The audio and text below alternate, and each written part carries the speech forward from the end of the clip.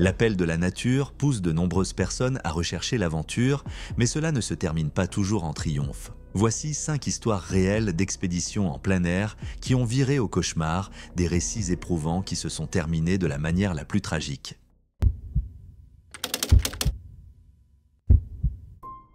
Nous sommes le 1er août 1998 au lac Kariba, au Zimbabwe. David Pledel-Bouvry, un Britannique de 19 ans, travaillait comme assistant sur un safari photographique dans le parc national de Matusadona. Jeune homme enthousiaste, il profitait d'une année sabbatique avant d'entrer à l'université et se réjouissait de vivre l'expérience de la nature africaine. Mais cette nuit-là allait être sa dernière. David campait avec un groupe de touristes et des membres du personnel du safari. Par mesure de sécurité, il était impératif de toujours garder les tentes fermées pour éviter que des animaux sauvages ne s'y introduisent. Mais cette nuit-là, David laissa la sienne ouverte, une décision qui lui coûterait la vie. Aux alentours de 1h30 du matin, un cri déchira le silence du camp. Un lion s'était introduit dans la tente de David. Pris de panique, il s'enfuit en courant dans la brousse environnante, ignorant que cet acte instinctif déclencherait une réaction fatale de la part d'une meute de lions rôdant dans la région. Bradley Fuchs, un guide de safari, fut réveillé par l'agitation. Depuis sa tente, il aperçut David éclairé par la lueur de la lune, poursuivi par les félins. Armé d'un pistolet et d'une lampe torche, Fuchs tenta d'intervenir, mais la scène se déroula trop rapidement. Les lions, menés par une lionne blessée et affamée, encerclèrent David. Malgré les efforts pour les repousser à l'aide de fusées éclairantes et de bruits forts, la meute ne se dispersa pas à temps. David fut attaqué, traîné dans les fourrés et submergé par les prédateurs. Le personnel du safari finit par éloigner les lions et partit à la recherche de David. Lorsqu'ils retrouvèrent son corps, les blessures étaient catastrophiques. Des morceaux de ses vêtements et de ses restes furent plus tard retrouvés dans l'estomac de 2 lions qui furent traqués et abattus. Ce drame résultait de plusieurs facteurs. La lionne blessée, incapable de chasser normalement, était désespérément affamée. La tente laissée ouverte constituait une invitation involontaire. Et la fuite de David déclencha l'instinct naturel des lions de poursuivre une proie. Malgré le respect des protocoles de sécurité, l'équipe du safari ne put empêcher cette tragédie. Bradley Fuchs, qui avait réagi aussi vite que possible, resta profondément marqué, tout comme les autres membres du personnel et les touristes présents. La société organisatrice du safari, Ivan Carter Safaris, qualifia l'événement d'accident aussi rare que tragique. Bien qu'elle ait opéré pendant des années sans incident similaire, la mort de David rappela brutalement l'imprévisibilité de la vie sauvage. Les consignes de sécurité, garder les tentes fermées et ne sortir qu'en présence des guides, existaient pour une raison bien précise. Malheureusement, une simple négligence entraîna des conséquences désastreuses. David s'apprêtait à entamer des études d'histoire à l'université de Newcastle. Passionné de voyage et amoureux de la nature, il était décrit par sa famille comme un jeune homme prometteur avec un brillant avenir. Sa mort laissa ses proches anéantis. Héritier en ligne directe du domaine familial de 2000 acres dans le Hertfordshire, il était aussi le fils du haut shérif de la région qui qualifia sa perte d'insupportable. Les lions impliqués furent traqués et euthanasiés. Parmi eux, la lionne blessée, suspectée d'avoir déclenché l'attaque. Bien que les lions évitent généralement les humains, la faim et les blessures peuvent parfois les pousser à outrepasser leurs instincts habituels. Ce drame illustre les dangers liés aux interactions avec la faune, même dans un cadre contrôlé. La mort de David souleva des questions sur la sécurité des safaris. Des règles plus strictes concernant l'utilisation des tentes auraient-elles pu prévenir le drame? Les guides auraient-ils pu être mieux préparés aux situations d'urgence? Malgré le respect des protocoles, cet événement mit en évidence les limites des précautions, même les plus rigoureusement appliquées face à l'imprévisibilité de la nature. Pour les personnes présentes lors du safari et pour les proches de David, cette tragédie laissa une empreinte indélébile. La beauté sauvage de l'Afrique qui l'avait tant attiré au Zimbabwe devint aussi le théâtre de sa fin prématurée, un douloureux rappel des risques inhérents à l'exploration de la nature.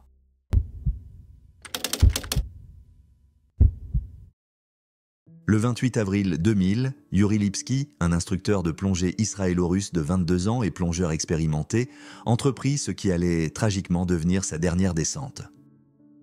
Il s'était rendu à Dahab, en Égypte, avec un objectif précis, plonger dans le Blue Hole, un cénote sous-marin mondialement célèbre, mais aussi extrêmement dangereux. Situé au large de la péninsule du Sinaï, ce site est réputé pour sa beauté spectaculaire et ses caractéristiques sous-marines redoutables, attirant des plongeurs du monde entier. Toutefois, il a également acquis une sinistre réputation avec plus de 130 décès recensés ces dernières années, y compris parmi les plongeurs les plus aguerris.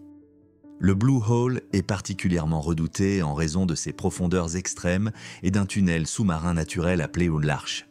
Ce passage commence à environ 55 mètres sous la surface et s'étend jusqu'à 120 mètres, ouvrant sur un gouffre vertigineux qui semble plonger sans fin dans l'abysse de l'océan. Une plongée ici exige une préparation et une expertise exceptionnelles car les risques sont considérables. Malgré les avertissements de plongeurs chevronnés, dont Tarek Omar, un expert en récupération de corps en eau profonde, Yuri décida de relever le défi seul. Il emporta avec lui une caméra fixée sur son casque pour documenter son expérience, un choix qui allait rendre son histoire tristement célèbre.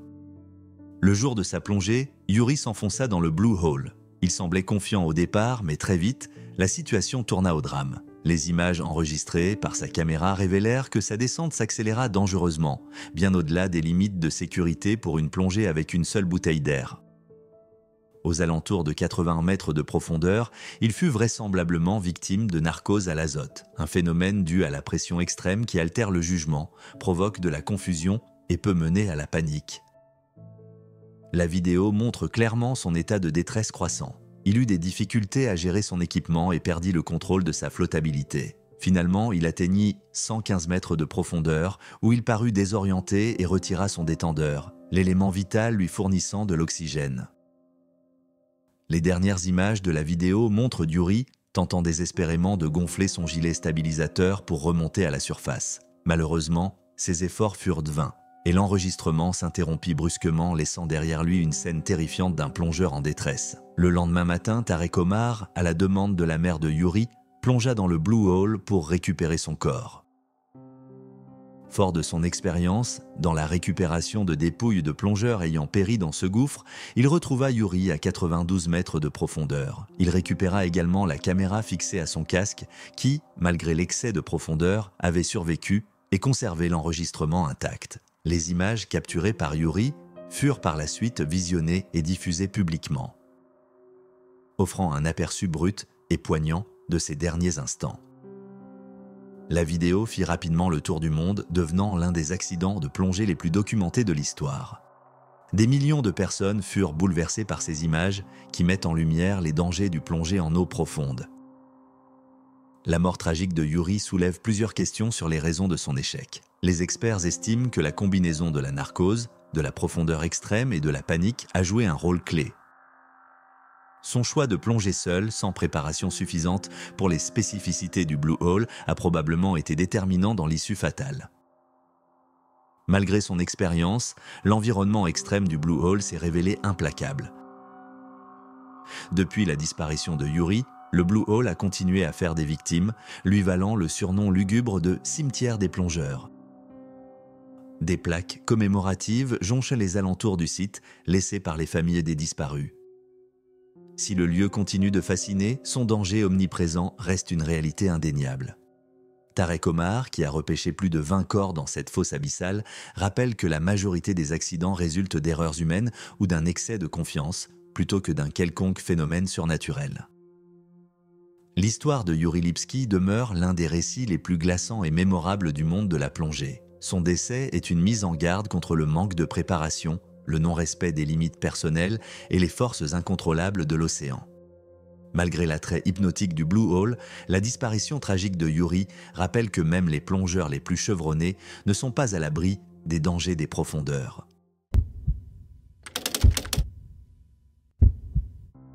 Le 5 octobre 2003, Timothy Treadwell et sa compagne Amy Huguenard passèrent leurs derniers jours dans le parc national de Katmai, en Alaska. Depuis 13 ans, Treadwell consacrait ses étés à vivre parmi les grizzlies, persuadé d'avoir développé un lien unique avec eux. Connu sous le nom de Grizzly Man, il se donnait pour mission de protéger ces animaux et d'éduquer le public à leur sujet. Cependant, sa méthode, qui impliquait un contact rapproché avec les ours, était jugée imprudente par les experts en faune sauvage. Treadwell campait souvent dans des zones à haut risque comme le Grizzly Maze, une région densément peuplée d'ours. Il était convaincu que les animaux qu'il considérait comme ses amis ne lui feraient jamais de mal. Malgré les avertissements répétés des rangers du parc sur le danger de ces interactions, il persistait dans ses habitudes, pensant que la confiance et la familiarité suffiraient à le protéger. Ce mois d'octobre-là, Treadwell prolongea son séjour plus tard que d'habitude afin d'observer une ours femelle spécifique.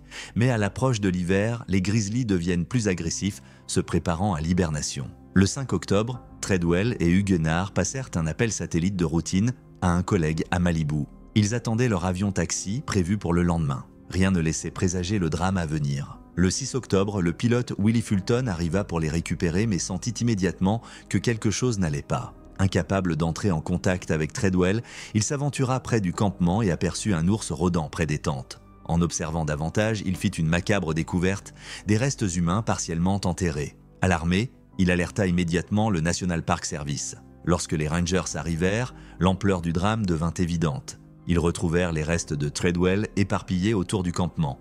Son bras, toujours muni de sa montre, fut l'un des rares éléments facilement identifiables. À quelques mètres de là, ils découvrirent le corps d'Amy Huguenard, à moitié enterrée, indiquant qu'elle avait été traînée hors de la tente par l'ours.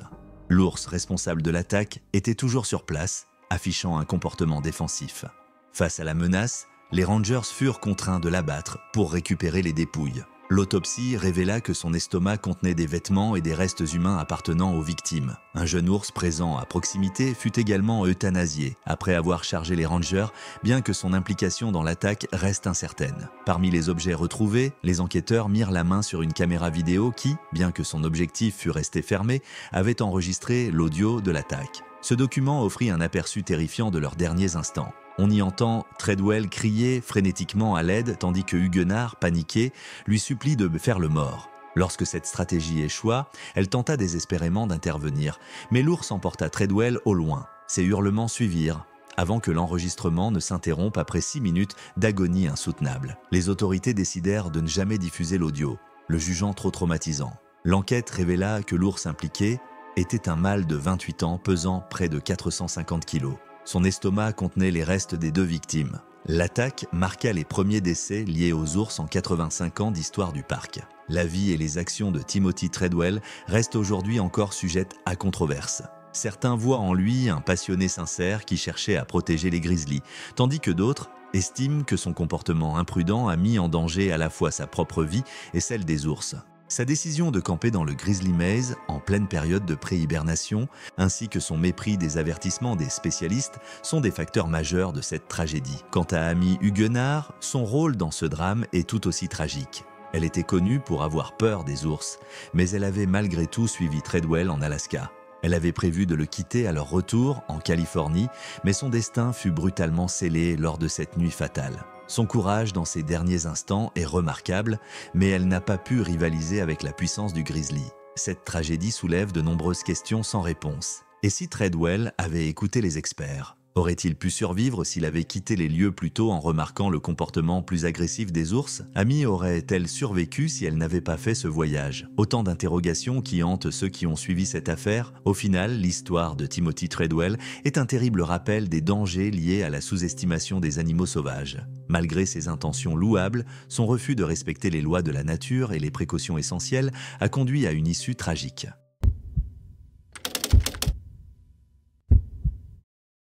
Le 25 janvier 2014, à Michoacán au Mexique, Harry Devers, un trader de 33 ans originaire de Pelham, New York, poursuivait un rêve qu'il avait longtemps préparé.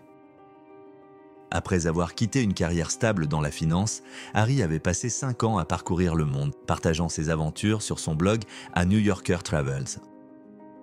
Son nouvel objectif était de traverser les Amériques à moto, avec comme destination finale le Brésil pour la Coupe du Monde, avant de poursuivre son périple jusqu'à Ushuaia, à l'extrême sud du continent. Ce jour-là, Harry quitta une chambre d'hôte à Michoacán, une région sous le contrôle du cartel des Chevaliers du Temple, un groupe criminel redouté pour sa violence.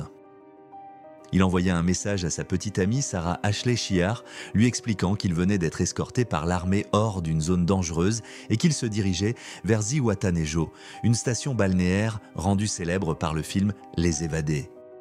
Il souhaitait y voir ces plages paradisiaques. Ce fut son dernier message. Quand Harry cessa de donner des nouvelles, son entourage s'inquiéta immédiatement. Sa mère, Anne Devers, et ses proches lancèrent une recherche acharnée, sollicitant l'aide des autorités américaines et mexicaines. Ils explorèrent les zones les plus périlleuses en quête d'un indice. Harry était toujours régulier dans ses mises à jour et son silence soudain semblait alarmant. Après 6 mois de recherche, la vérité fut enfin révélée. Le 18 juillet 2014, les restes de Harry furent découverts près de la Majawa Beach, à environ 25 km de Zihuatanejo. Sa moto Kawasaki verte gisait non loin de son corps en décomposition avancée. Cette découverte brisa le cœur de ses proches. Les tests ADN confirmèrent sans aucun doute son identité. À proximité, les enquêteurs trouvèrent un sac contenant de la drogue, un élément qui allait s'avérer crucial pour comprendre le drame. Au départ, la mort de Harry restait une énigme. Certains pensaient à un vol qui aurait mal tourné, tandis que d'autres craignaient une explication plus sombre. Les réponses arrivèrent finalement avec l'arrestation d'Adrián Reyes Cadena, alias El Tigre, chef d'un gang opérant dans la région. Les enquêteurs révélèrent que les criminels avaient pris Harry pour un agent du gouvernement américain à cause de son apparence étrangère et du fait qu'il voyageait seul dans une zone contrôlée par les cartels. Sa moto et ses appareils électroniques avaient renforcé leurs soupçons. Ce terrible malentendu lui coûta la vie. La mère de Harry, Anne, avait toujours suspecté une implication criminelle et pensait que son fils était simplement au mauvais endroit, au mauvais moment. Si l'arrestation de Reyes Cadena permit d'éclaircir certains mystères, Anne restait convaincue que d'autres personnes étaient impliquées. Elle qualifia l'affaire de la partie émergée de l'iceberg, laissant entendre qu'un réseau plus vaste était derrière cette tragédie.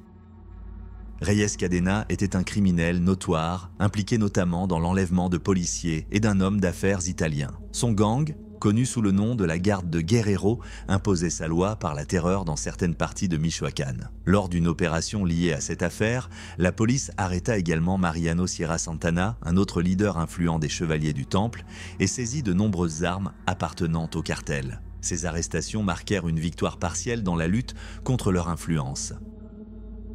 Malgré cela, la mort de Harry laisse encore des questions en suspens. Et s'il avait emprunté un autre itinéraire, aurait-il pu éviter ce funeste destin? Son esprit aventureux l'avait mené aux confins du monde, mais aussi dans la trajectoire de criminels impitoyables qui le virent comme une menace et non comme un simple voyageur en quête de découverte. Le décès de Harry fut le résultat d'une effroyable méprise. Pour ses proches, il restera un homme qui vivait pleinement, privilégiant les expériences aux biens matériels. Son voyage n'était pas qu'une simple exploration, mais une façon de vivre avec passion et curiosité. Il s'inspirait d'un navigateur qui lui avait dit un jour que tenter, même sans succès, avait plus de valeur que tout le reste. Harry porta cette philosophie avec lui, faisant du monde son terrain de jeu. Sa disparition ne fut pas seulement une perte pour sa famille et ses amis, mais un drame issu de la violence et de l'incompréhension. Son histoire est celle d'un aventurier dont le périple fut brutalement interrompu, laissant derrière lui le souvenir d'une vie vécue avec audace et cœur. À travers ses voyages et ses récits, l'héritage de Harry perdure, rappelant à ceux qui l'ont connu l'homme exceptionnel qu'il était et les risques qu'il était prêt à prendre pour accomplir ses rêves.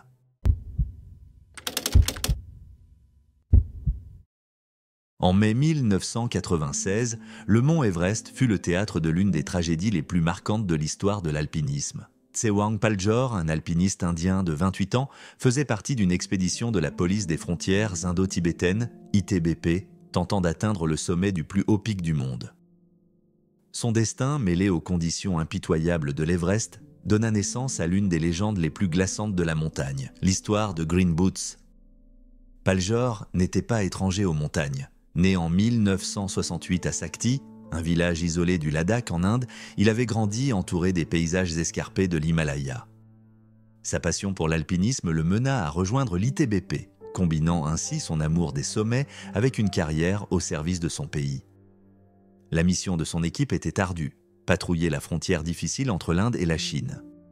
En 1996, Paljor et 5 autres coéquipiers de l'ITBP entreprirent l'ascension de l'Everest via l'arête nord-est, un itinéraire situé du côté tibétain encore jamais réussi par une équipe indienne. Sous la direction du commandant Mohinder Singh, le groupe savait qu'il affrontait des défis colossaux, mais était déterminé à entrer dans l'histoire. Le 10 mai, Paljor et deux de ses coéquipiers, Tsewang Smanla et Dorje Morup, décidèrent de poursuivre vers le sommet, malgré une météo de plus en plus instable. Les trois autres membres du groupe, eux, firent demi-tour. Une violente tempête de neige s'abattit bientôt sur la montagne, avec des vents furieux et une visibilité quasi nulle. Vers 15h45, le trio contacta son équipe par radio, annonçant qu'ils avaient atteint le sommet. Cependant, de nombreux experts pensent aujourd'hui qu'ils étaient encore à environ 130 mètres du véritable sommet. Alors que la tempête empirait, les trois alpinistes furent séparés lors de la descente. Leur dernier contact eut lieu près d'une section appelée Second Step, située à 8570 mètres d'altitude. Leurs coéquipiers aperçurent plus tard de faibles lueurs de lampes frontales dans le lointain, mais aucun d'eux ne revint jamais au camp. La montagne les avait engloutis. Le corps de Paljor fut retrouvé plus tard par d'autres alpinistes, allongé dans une petite alcôve située à 8500 mètres d'altitude, juste en dessous du Second Step. Ses bottes d'alpinisme vertes de marque Koflak devinrent un repère distinctif et l'endroit où il reposait fut surnommé la grotte de Green Boots. Au fil des ans, son corps figé est devenu un sinistre point de passage pour les grimpeurs empruntant l'arête nord-est.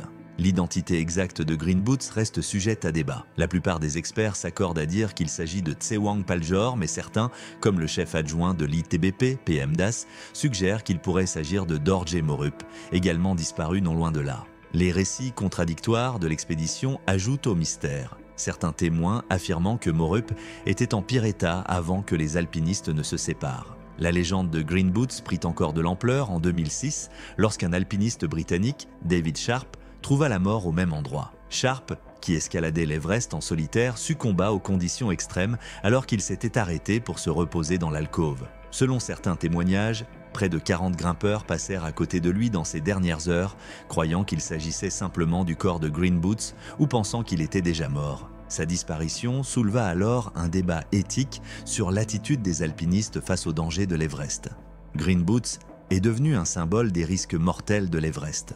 Plus de 280 corps reposent sur ces pentes, beaucoup laissés sur place en raison des coûts exorbitants et de la difficulté des opérations de récupération. Certains, comme Green Boots, sont devenus des repères pour les grimpeurs en quête du sommet. En 2014, des rumeurs affirmèrent que Green Boots avait disparu. Certains suggèrent que l'association d'alpinisme du Tibet chinois aurait déplacé ou couvert son corps par respect, tandis que d'autres pensent qu'il a simplement été enseveli sous des roches ou déplacé vers un endroit moins visible. Paljor avait 28 ans, un alpiniste expérimenté, promis à un bel avenir. Il n'était pas un amateur en quête d'adrénaline, mais un professionnel dévoué, qui avait escaladé les sommets les plus redoutables au service de son pays. Son aventure, comme tant d'autres, s'acheva tragiquement sur les pentes impitoyables du plus haut sommet du monde. Aujourd'hui, ceux qui passent devant la grotte de Green Boots sont confrontés à un rappel glaçant des dangers de l'Everest. Certains s'arrêtent pour réfléchir, pesant le risque de leur propre expédition, tandis que d'autres poursuivent leur ascension. Pour beaucoup, c'est un instant de recueillement au cœur d'un parcours semé d'épreuves. Des questions demeurent. Les trois alpinistes auraient-ils pu être sauvés s'ils avaient renoncé plus tôt? Et si les conditions sur l'Everest avaient été plus sûres? Si plus d'alpinistes avaient tenté de porter secours à ceux en difficulté, le destin de Paljor aurait-il été différent? Que Green Boots soit visible ou caché, il reste un symbole inébranlable des dangers extrêmes que représente l'Everest. Cette montagne est aussi un tombeau glacé pour ceux qui ont osé défier ses sommets.